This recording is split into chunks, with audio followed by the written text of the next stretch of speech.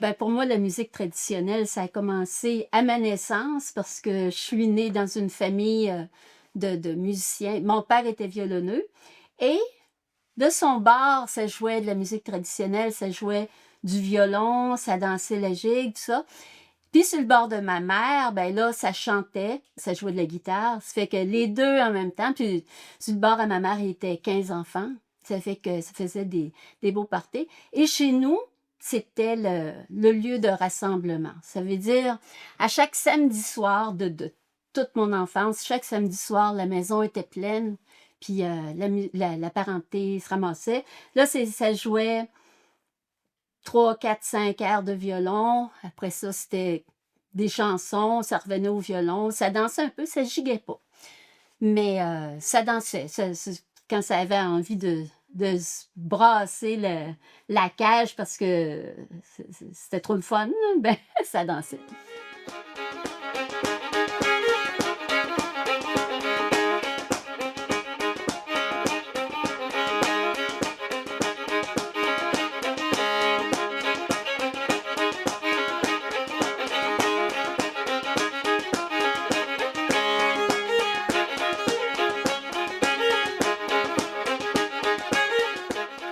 Et dans les parties, ben là, chacun devait faire son numéro. Donc, ceux qui jouaient, ceux qui chantaient.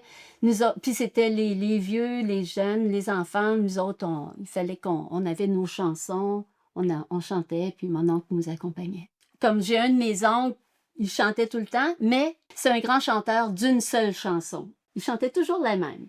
Puis c'est personne d'autre qui aurait chanté sa chanson, là. C'était comme une espèce de respect aussi de chansons. Mais il y avait aussi les chansons que tout le monde chantait en même temps. C'était pas des chansons traditionnelles, ça pouvait être, mais c'était des chansons populaires. En fait, les gens chantaient qu'est-ce qu'ils aimaient, qu'est-ce qu'ils trouvaient beau.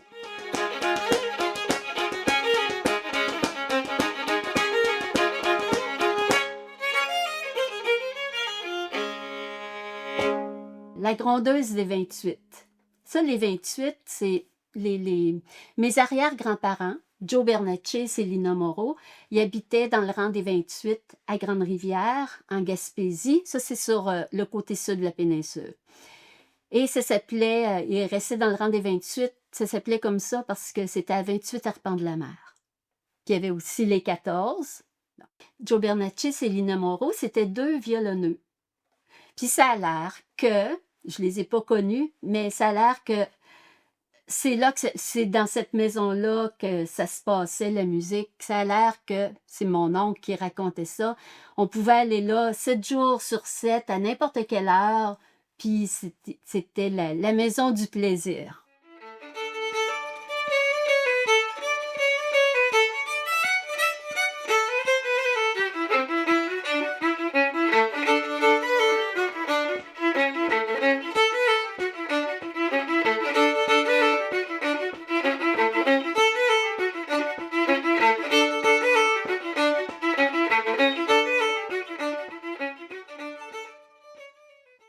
Nous, on restait à Petit-Port-Beau. Ça fait partie de Grande-Rivière aussi. Et on restait avec mes grands-parents paternels, donc ma mère et papa Remond. Et ma grand-mère, Marie-Ange Bernatchez, elle jouait pas de violon, comme son père ou sa mère, mais elle turlutait. C'est que ces turlutes, ben, c'était les airs que ses parents jouaient. Parce que dans le temps, mes arrière-grands-parents, je les ai pas connus. J'ai pas entendu qu'est-ce qu'ils jouaient.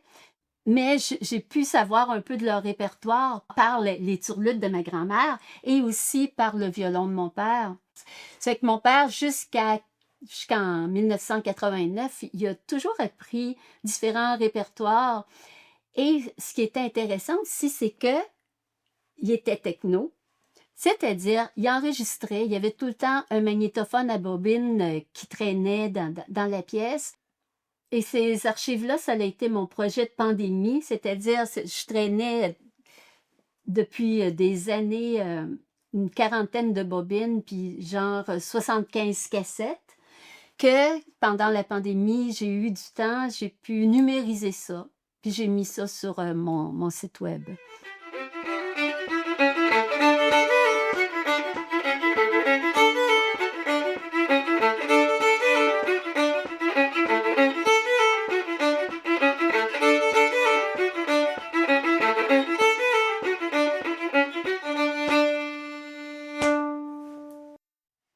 Mais la turlute, je pense que ça existe depuis toujours, puis ça sert à garder en mémoire ces airs-là de musique.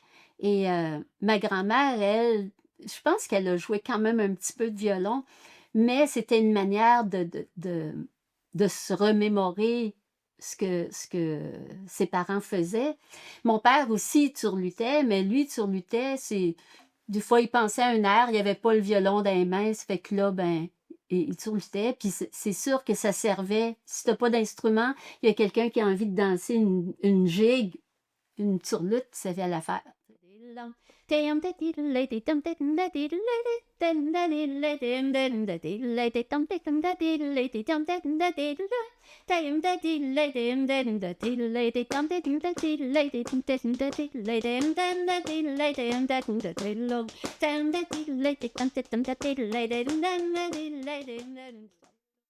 Et chez nous, on a beaucoup écouté la Bolduc. Ma sœur et moi, là, on avait ça sur une bobine, puis on écoutait ça, puis on chantait avec elle.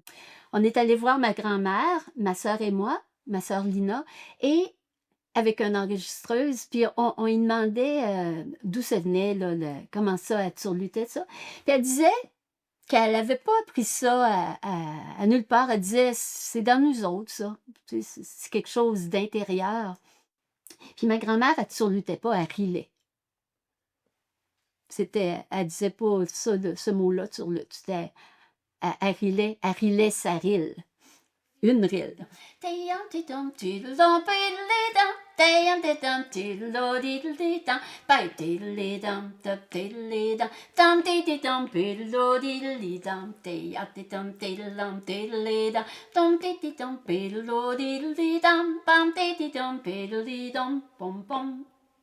Mon père, quand il se prenait le violon, bon, il jouait les morceaux qu'il entendait, mais aussi il y avait beaucoup de musique qui arrivait par la radio, et la radio, c'était le Nouveau-Brunswick souvent, parce qui était juste l'autre bord de l'eau. Et sa manière d'apprendre des morceaux, un air de violon, ça a souvent deux parties, un A, un B.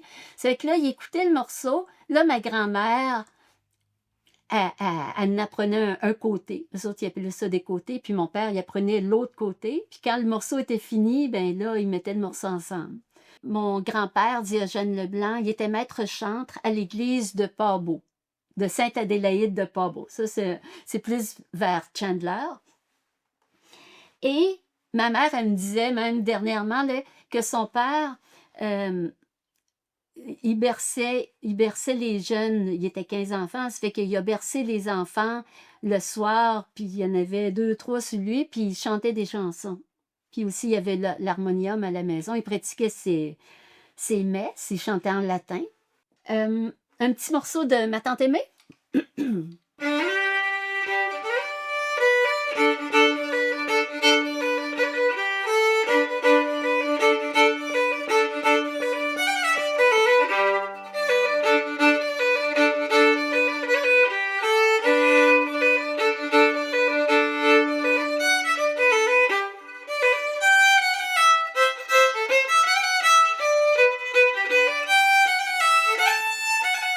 Il y avait aussi, du côté de mon père, il y avait mes tantes qui jouaient du violon, ma tante Aimée, ma tante Margot. Ma tante Margot, elle est morte assez jeune, mais j'ai pu entendre son jeu. C'est la seule que j'ai entendue enregistrer sur rouleau de cire. C'est qu'on a un enregistrement d'elle, un beau petit jeu sec de violon, là, un petit jeu nerveux, là, c'est très beau. Il y a Léo Cyr, musicien Newport. Lui, il avait un beau jeu, un coup d'archet qu'on pouvait retrouver aux îles de la Madeleine, dans la manière de jouer des îles de la Madeleine. Violonneux, violoniste. Un violoniste, c'est quelqu'un qui est allé à l'école classique, donc qui a travaillé la technique, tout ça. Un violonneux, c'est quelqu'un qui a appris en regardant jouer les autres, c'est la tradition orale. Puis ce qui est intéressant du violonneux, en fait, il y a une technique, il y a une manière de faire. On peut retrouver la manière qui était jouée il y a à peu près 200 ans, que, tu sais, il n'y a aucun enregistrement qui peut nous donner ça, mais le violonneux, il y a ça dans son jeu.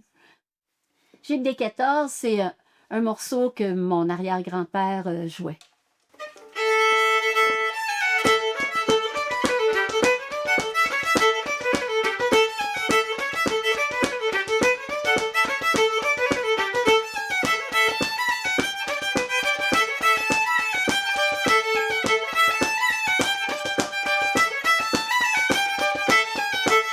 Dans les parties, les enfants, on avait nos chansons. Alors, en voici une que je chante, accompagnée de mon oncle Lucien. C'est un roman pour ceux qui s'aiment. Je souris alors à mon ex quand même. Quand je les vois en moi, tout se déchaîne. Je ne peux rien y faire, j'ai de la peine. J'ai joué un peu avec mon père quand j'étais plus jeune, mais tu sais, j'avais pas appris tous ces morceaux, tout ça. Puis le fait de travailler avec les archives, à un moment donné, je le faisais jouer, puis là, je me suis dit, ah ben, je vais essayer de jouer, d'apprendre son jeu vraiment. Je me suis retrouvée vraiment dans la cuisine avec mon oncle ou ma tante. Là, c'est moi qui étais là, puis je jouais avec mon père, puis avec eux autres qui accompagnaient les reels, tu sais. Et ça, c'était mon morceau préféré quand j'étais petite. Je l'appelais « Tutut tutut ». Vous allez voir pourquoi.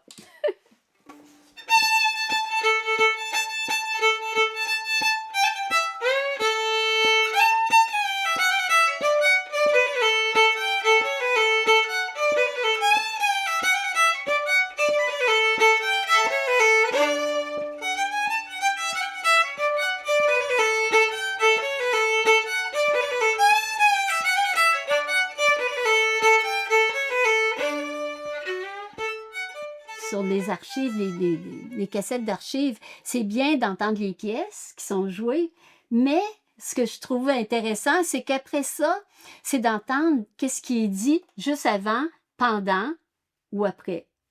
C'est qu'il y a beaucoup d'informations, comme un moment donné, c'est mon oncle qui disait « Ah, pauvre pépère! » Ça, c'est parce qu'il y a un air c'était son grand-père qui jouait ça. Comme dernière pièce, voici...